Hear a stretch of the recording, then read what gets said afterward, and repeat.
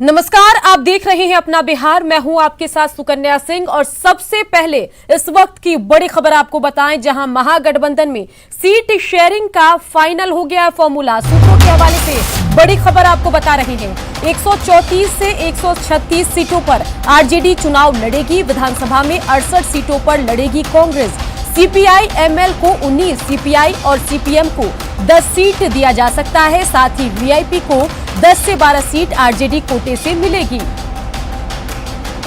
चलिए सीधा रुख करते हैं पटना का, जहां से हमारे संवाददाता अमित हमारे साथ जुड़ गए हैं सीधे पटना से। अमित, तकरीबन जो खबरें हम तक आ रही है उसमें यही माना जा रहा है कि सीट शेयरिंग का महागठबंधन में फॉर्मूला तय हो गया। क्या कुछ आपके पास जानकारी है, बताइए। देखिए, बिल्कुल सुकन्या, जिस बात का इंतजार खास तौर पे महागठबंधन में शामिल तमाम राजनीतिक दल के लोगों की थी, कार्यकर्ताओं नेताओं की थी, वो खबर हम अपने दर्शकों को बता रहे हैं कि तकरीबन 134 सीट जो है उस पर आरजेडी जो है वो चुनाव मैदान में उतरेगी। 68 सीट जो है वो कांग्रेस के खाते में गई है। उसी तरह से अगर बात कर ली जाए वीआईपी की, तो वीआईपी को तकरीबन 12 सीट जो है वो मिली है, लेकिन ये सीट आरजेडी के कोटे से मिली है। बात अगर माले की कर ले तो माले को तकरीबन जो है वो 18 से 19 सीट माले को मिली है, और उसी तरह से सीपीआई और सीपीआईएम दोनों को जो है 5-5 सीट मिली है। तो ये जो है वो सूत्र के हवाले से ये खबर हम लोगों तक आई है, और इसके मुताबिक अगर ये फार्मूला है तो इस फार्मूले का जो है कल सार्वजनिक तौर पे जो महागठबंधन के जो बड़े चेहरे हैं, तेजस्वी यादव की बात कर ले या प्रदेश अध्यक्ष जो हैं मदन मोहन झा हैं या फिर शक्ति सिंह गोहिल हैं, उसके अलावा मुकेश सहनी हैं, ये तमाम लोग साझा प्रेस कॉन्फ्रेंस कर सकते हैं, ये भी जानकारी है। हालांकि अभी रणनीति बन रही है। मैं यहाँ पे मौजूद हूँ, ये राबड़ी देवी का जो है आवास है, और यहाँ पे जो है तमाम जो कार्यकर्ता हैं वो इसी इंतजार में है कि कब नेता निकलते हैं, कब जो है सीट शेयरिंग का जो फार्मूला जो तय हुआ है उसके बारे में कुछ जानकारी इन्हें मिलती है। क्योंकि सभी को इंतजार है कि जल्द से जल्द जो है सीट शेयरिंग का फार्मूला जो है वो सामने आए, जो और उसके बाद जो है ये तमाम लोग जो हैं वो अपने अपने क्षेत्र में जाएं और चुनाव में पुरजोर तरीके से जो तैयारी है, जो कोशिश है तेजस्वी यादव की, जैसे कि इन लोगों का कहना है, कार्यकर्ताओं का नेताओं का कहना है कि तेजस्वी यादव को सीएम बनाना है, तो उस दिशा में ये लोग काम करना चाहते हैं। लेकिन ये तभी तय हो पाएगा, तभी ये सफल हो पाएगा जब सीट शेयरिंग का फार्मूला साफ हो जाएगा, प्रत्याशियों के नाम पे मोहर लग जाएगी। उसके बाद जो है चुनावी मैदान में जो है डुगडुगी ये लोग बजाएंगे, और तब जाकर के सहमत का खेल जो है वो शुरू होगा। तो इंतजार थोड़ा सा करना पड़ेगा आपको भी, हमें और दर्शकों को भी, कि जो महागठबंधन के जो नेता हैं, बड़े चेहरे हैं, वो कब साझा प्रेस कॉन्फ्रेंस करते हैं, कब जो सूत्र के जरिए हमें जानकारी मिली है उसका जो है सार्वजनिक तौर पे उसको रखते हैं। तो इंतजार थोड़ा करना पड़ेगा सुकन्या। बिल्कुल। क्या लग रहा है, कोई सोर्सेज के हवाले से क्या पता लग रहा है कि औपचारिक प्रेस कॉन्फ्रेंस या औपचारिक ऐलान कब तक हो सकता है? देखिए सुकन्या, जैसा हमने बताया है कि कल संभवतः जो है इसका ऐलान हो सकता है। हालांकि अभी कई महागठबंधन के जो बड़े नेता हैं उनसे जो संपर्क साधने की कोशिश की है, तो सभी ने यही कहा है कि देखिए फिलहाल कुछ भी कहना मुनासिब नहीं होगा। सीट शेयरिंग का फार्मूला ये तय हुआ है, बिल्कुल इस पर उन्होंने हामी भरी है। जो आंकड़े हम उनसे जानना चाहे तो उन्होंने कहा कि आंकड़ों को छोड़ दीजिए, आंकड़े जल्द जो है हमारे शीर्ष नेतृत्व जब बैठेंगे आप लोग के सामने साझा प्रेस कॉन्फ्रेंस जब वो करेंगे तो सार्वजनिक किया जाएगा कि कौन कितने सीट पे मिला है, किसको मिला है, और उसके बाद जो है हम तमाम जो लोग हैं वो मिलकर के चुनाव में उतरेंगे, काम करेंगे और जीत हासिल करके जो है वो सदन में आएंगे। तो निश्चित तौर पे कहीं ना कहीं जो है अब इंतजार सिर्फ है तो औपचारिक ऐलान का, वो ऐलान कब होता है ये देखना सबसे अहम होगा सुकन्या। लेकिन सबसे दिलचस्प बात यह है कि जो बातें कही जा रही थी कि कांग्रेस और आरजेडी में तलखी बढ़ गई है, ये कड़वाहट जो है वो दूरियों में तब्दील हो जाएगी, तो अब जाकर के उसका पटाक्षेप हुआ है। और ये तब हुआ है जब राहुल गांधी और तेजस्वी यादव ने फोन पे बात करके मसले को हल किया, और इसमें सबसे अहम रोल जो है वो अगर किसी ने निभाया है तो वो राहुल गांधी और तेजस्वी यादव ने ही निभाया है। तो निश्चित तौर पर जो दोनों दल के बड़े नेता एक साथ बात किए हैं तब जाकर सीट शेयरिंग का फॉर्मूला तो अमूमन तय हो गया। लेकिन ये बताइए, आगे बात पसंद की सीट पर भी पेच फंस सकती है। जब फॉर्मूले में इतनी माथापच्ची लगी तो क्या लग रहा है पसंद की सीट में भी तो बात फंसेगी? जाहिर सी बात है क्योंकि हर दल चाहता है कि बेहतर सीट्स पे जो है वो अपने कैंडिडेट्स को उतारे, सेफ सीट्स जो है वो उसके खाते में जाए। चूँकि जहाँ भी थोड़े से भी गुंजाइश होती है जीत और हार की, तो वहाँ असमंजस की स्थिति होती है और पैदा होती है वो स्थिति, और उसके बाद तलखी जो है वो सामने आती है। हालांकि जो महागठबंधन के जो हमारे सूत्र हैं वो जो बता रहे हैं कि सीट पर भी जो है बातें हो चुकी है, कौन कितने सीट पे लड़ेगा ये तो बातें हुई ही हैं। साथ ही साथ कैंडिडेट्स का जो है वो चयन जो है सभी पार्टियों को करना है, और मिल बैठ करके जो महागठबंधन के शीर्ष नेतृत्व हैं वो जल्द ही जो है उन प्रत्याशियों के नाम का भी चयन कर लेंगे, क्योंकि हर पार्टी ने अपने प्रत्याशियों का जो है वो नाम खाका जो है वो तैयार कर रखा है। आरजेडी की जहां तक बात कर ली जाए, जहां मैं मौजूद हूं राबड़ी देवी के आवास के बाहर, तो आरजेडी ने सर्वे करवाया और उसके आधार पे हर विधानसभा क्षेत्र से 3 प्रत्याशियों का नाम जो है वो तेजस्वी यादव के सामने है। वो पूरी लिस्ट तेजस्वी यादव लेकर के बैठे हैं।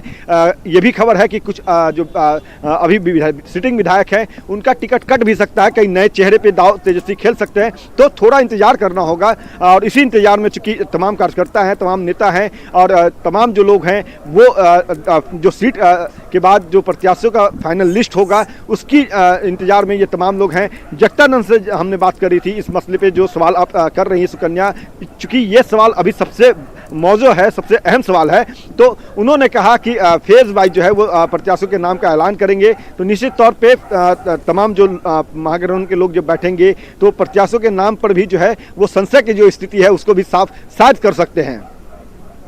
चलिए, बिल्कुल अमित, तमाम जानकारी के लिए आपका शुक्रिया। तो फिलहाल सूत्रों के हवाले से बड़ी खबर एक बार फिर से हम अपने दर्शकों को बता दें, जहां महागठबंधन में जो खबर हम तक आ रही है उस लिहाज से आपको बताएं कि सीट शेयरिंग का फॉर्मूला लगभग तय हो गया और 1 से 2 दिन में प्रेस कॉन्फ्रेंस करके उस फॉर्मूले पर फाइनल मुहर लगाई जा सकती है। चलिए बढ़ते आगे, रुख करते हैं अगली खबर का, जहां बिहार कांग्रेस प्रभारी शक्ति सिंह गोहिल ने कहा कि महागठबंधन में सब कुछ ठीक ठाक है और मिलकर लड़ना ही वक्त की मांग है।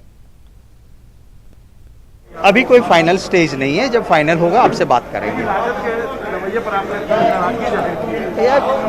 सभी पार्टी को साथ लेके चलना है, हमारी एक सोच की लड़ाई है। आगे एक फासिस्ट पार्टी है भाजपा, उसको हराना है, उसके साथ रहते लोगों को हराना है, तो मिलके लड़ना वक्त की मांग है। वहीं आरजेडी नेता मृत्युंजय तिवारी ने कहा कि तेजस्वी यादव के नाम पर कोई समझौता नहीं होगा। हालांकि उन्होंने ये भी कहा कि महागठबंधन में किसी तरह का विवाद नहीं है। कहा गठबंधन का गांठ हमारा, तो तेजस्वी यादव जी का बिहार की 12 करोड़ जनता के साथ इतना मजबूत गठबंधन है कि इस गांठ को कोई खोल नहीं सकता है। और कौन लोग क्या बयान दे रहे हैं उससे ज्यादा मतलब है कांग्रेस का जो आला कमान शीर्ष नेतृत्व है, श्री राहुल गांधी जी, श्रीमती सोनिया गांधी जी, श्रीमती प्रियंका गांधी जी, उससे हमारा शीर्ष नेतृत्व बात करेगा। सब चीज ऑल इज। और इन सब के बीच जेडीयू में बैठकों का दौर जारी है। पार्टी के कार्यकारी अध्यक्ष अशोक चौधरी और जल संसाधन मंत्री संजय झा ने करीब 1.5 घंटे तक मंथन किया। अशोक चौधरी ने कहा कि जल्द सब कुछ सामने आ जाएगा। अशोक चौधरी मुख्यमंत्री आवास से बैठक करके निकल रहे हैं। संजय झा कुछ देर पहले निकल चुके हैं। अशोक चौधरी आ रहे हैं, इनसे हम कोशिश करेंगे जानने की। अशोक जी, अशोक चौधरी बिहार के जेडीयू के कार्यकारी प्रदेश अध्यक्ष भी हैं। काफी महत्वपूर्ण मुलाकात रही, क्या कुछ हुआ? कहीं ऐसे पार्टी के चुनाव को लेकर, तैयारी को लेकर, कैसे चुनाव के उस सब के चलते वर्चुअल कैसे मीटिंग होना है, उस सब पर चर्चा के लिए बुलाया। और सीटों को लेकर सर जो जीत है कब तक? अभी वो बात करेंगे, समय आएगा बात करेंगे, समय आएगा सबको बता दिया जाएगा, कहीं कोई दिक्कत नहीं। समय आएगा तो बहुत जल्द बता दिया जाएगा। प्रदेश कार्यकारी अध्यक्ष अशोक चौधरी ने बयान दिया और लगभग 1.5 घंटे तक नीतीश कुमार के सरकारी आवास एक अन्य मार्ग में ये बैठक चली, जिसमें संजय झा और अशोक चौधरी थे। और अशोक चौधरी ने साफ कहा कि बहुत जल्द तय हो जाएगा और बता दिया जाएगा। तो जाहिर सी बात है, लगातार बैठकों का दौर जारी है और जेडीयू की नज़र भी टिकी हुई है कि एनडीए के सीट बंटवारे पर कितना जल्द फैसला होता है। चिराग के बारे में क्या कुछ निर्णय लेता है बीजेपी, ये भी देखना बेहद दिलचस्प होगा। कैमरामैन सुबोध के साथ Anand Amritraj, news 18 network, Patna. NDA में सीटों के तालमेल को लेकर बैठकों का दौर जारी है। बीजेपी के सभी बड़े नेता आज सुबह से ही गुप्त जगह पर मीटिंग कर रहे हैं। इस बैठक में देवेंद्र फडणवीस, भूपेंद्र यादव, सुशील मोदी, संजय जायसवाल, राधा मोहन सिंह, नंदकिशोर यादव, मंगल पांडे सहित बीजेपी के कई और बड़े नेता सुबह 10 बजे से बैठे हैं। न्यूज 18 ने वो जगह ढूंढ ली है जहां ये सभी नेता मीटिंग कर रहे हैं। एनडीए में सीट बंटवारे और उम्मीदवारों के चयन को लेकर गहमा गहमी जारी है। आप देखिए बीजेपी की एक हाई लेवल मीटिंग अभी चल रही है। ये रूपसपुर का इलाका है और यहाँ पर एक अपार्टमेंट है, आप जो तस्वीरों के जरिए देख भी रहे होंगे। इसी अपार्टमेंट में बीजेपी के तमाम बड़े नेता मौजूद हैं। देवेंद्र फडणवीस, बिहार प्रभारी भूपेंद्र यादव, प्रदेश अध्यक्ष संजय जायसवाल, सुशील कुमार मोदी, नंद किशोर यादव, मंगल पांडे, राधा मोहन सिंह, तमाम जो बड़े नाम हैं बीजेपी के, वो अभी इसी बिल्डिंग में मौजूद हैं और यहाँ पर मीटिंग का दौर सुबह से ही चल रहा है।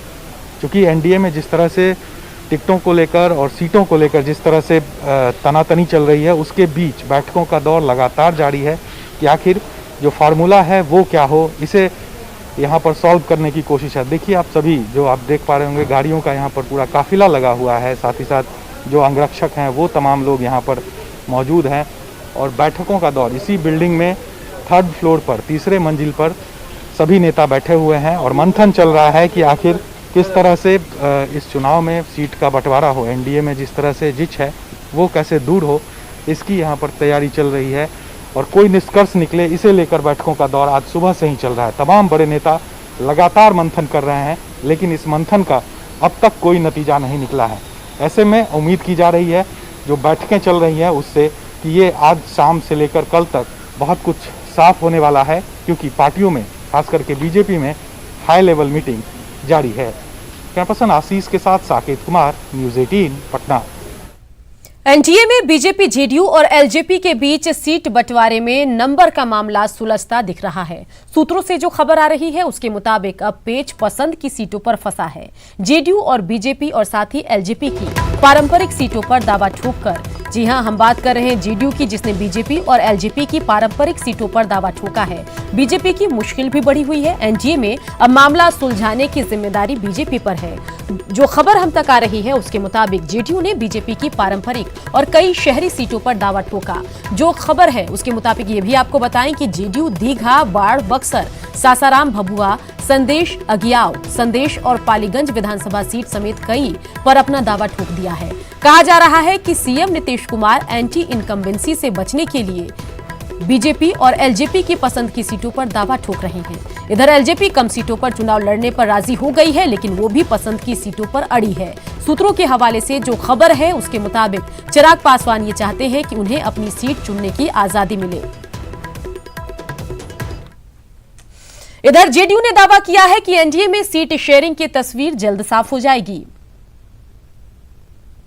मुझे लगता है राष्ट्रीय जनतांत्रिक गठबंधन और बिहार के लोकप्रिय मुख्यमंत्री नीतीश कुमार जी की सरपरस्ती में, उनकी अगुवाई में, उनके नेतृत्व में एनडीए को जो मनोवैज्ञानिक बढ़त है, उसमें जैसे ही सीटों का ऐलान होगा, उम्मीदवार जब क्षेत्र में बने हुए हैं, अपना काम कर रहे हैं, पार्टी लगातार जनता के बीच है, तो फिर ये विलंब का कोई सवाल बहुत ज़्यादा मुश्किलें खड़ा करने वाला। जेडीयू कार्यालय में मिलन समारोह का आयोजन किया गया। रिटायर्ड एडीएम खुर्शीद अकबर, फौजी कामेश्वर गिरी समेत कई लोग आज जेडीयू में शामिल हुए।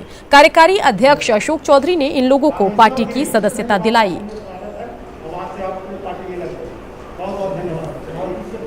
एक तो गिरी जी हमारे आर्मी से प्री मैच्योर वीआरएस लिए हैं और वो पार्टी ज्वाइन किए हैं नीतीश जी में आस्था व्यक्त करते हुए, और दूसरा हमारे खालिद अकबर अंसारी साहब हैं, ये बिहार प्रशासनिक सेवा के पदाधिकारी थे।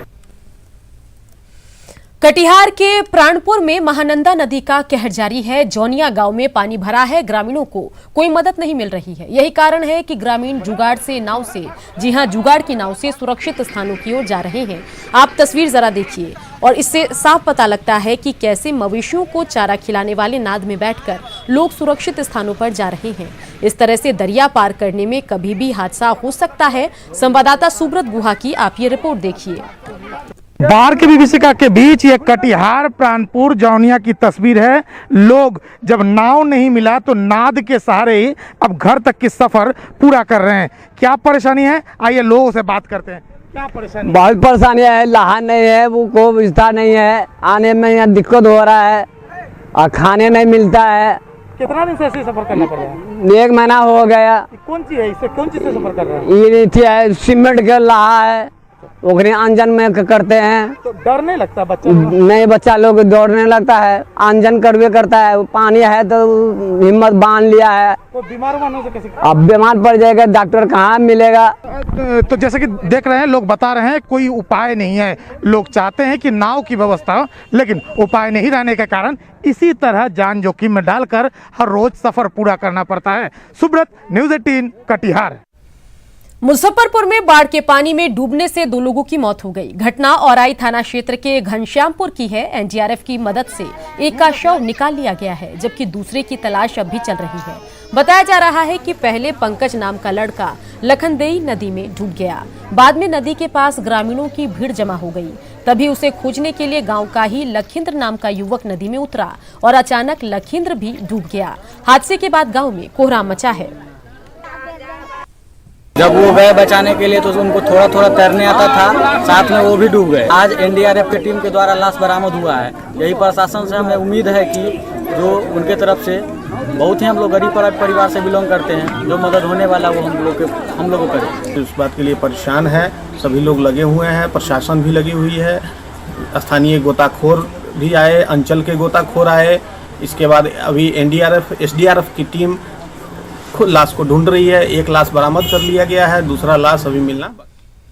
चलिए बढ़ते आगे, जहां बिहार महिला आयोग में 31 अक्टूबर के बाद किसी मामले की सुनवाई नहीं होगी, क्योंकि आयोग की अध्यक्ष समेत 7 सदस्यों का कार्यकाल 31 अक्टूबर को खत्म हो रहा है। ऐसे में जब तक आयोग का पुनर्गठन नहीं होगा, तब तक किसी केस की सुनवाई नहीं होगी। फिलहाल नए मामले को रजिस्टर किया जा रहा है, लेकिन सुनवाई की तारीख जनवरी फरवरी दी जा रही है। वहीं इस बीच आयोग अपने कार्यकाल में आए कई महत्वपूर्ण केस का निपटारा 31 अक्टूबर के पहले करने में जुटा है।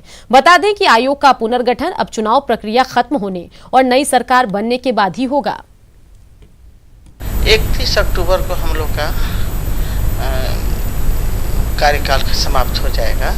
हमारे साथ अध्यक्ष के साथ 7 गो सदस्य हैं। हम तो यही चाहेंगे कि हाँ, हमारे एथी में जो केस आया है वो सब खत्म हो जाए। अभी नया नया जो केस आ रहा है उसको हम लोग देख रहे हैं। 7 बजे रात तक लोग हम बैठे रहते हैं। जले केस को जितना आता है नया केस, उसको हम लोग निपटारा नहीं कर लेते हैं, तले हम लोग कहीं हटते नहीं हैं। अब तो आगे का डेट देते हैं, जनवरी फरवरी का डेट दे रहे हैं।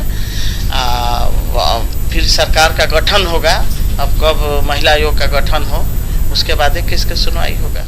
कैमूर जिले के शेरपुर गांव में कोरोना जांच करने गई टीम को ग्रामीणों ने बंधक बना लिया। बताया जा रहा है कि किसी ने अफवाह उड़ा दी कि कोरोना जांच करने आई टीम धोखे से नसबंदी कर दे रही है और किडनी चुरा ले रही है। इस अफवाह के बाद जांच टीम को ग्रामीणों ने बंधक बनाया। कुछ महिलाएं हाथ में डंडा भी उठाए दिखी। सूचना मिलने के बाद आई पुलिस ने स्वास्थ्यकर्मियों को ग्रामीणों के चंगुल से छुड़ाया। हंगामे के कारण शेरपुर गाँव में कोरोना की जाँच नहीं हो पाई।